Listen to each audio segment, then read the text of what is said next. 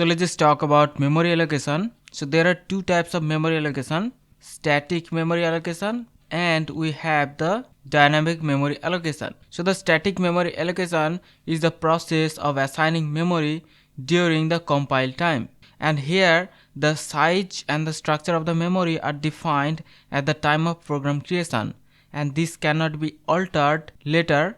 So like an example, if we create one array, so here we have to mention the size of the array. So this array can hold 5 elements only. So the static memory allocation has fixed size, and secondly we allocate the memory during the compile time. So the static memory allocation has some of the limitations. First of all, because the size of the memory must be known beforehand and this cannot be adjusted later on. This is the inflexibility. So because of this, here we can have memory wastage. So if fewer number of elements are stored than the allocated memory size, so in that case we're gonna have unused memory, which can lead to memory wastage. And also in a case where we need more data than the allocated memory, so then our program can crash or it can misbehave due to memory overflow.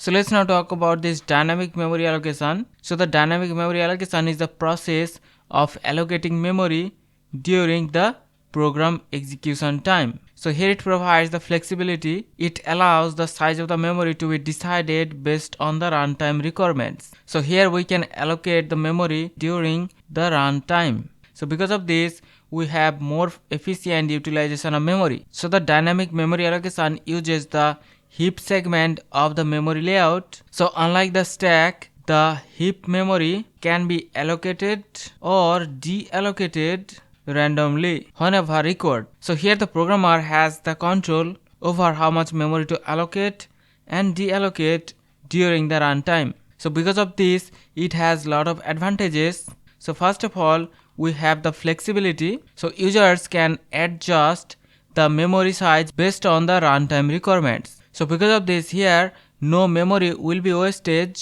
because the memory is allocated exactly as they are needed.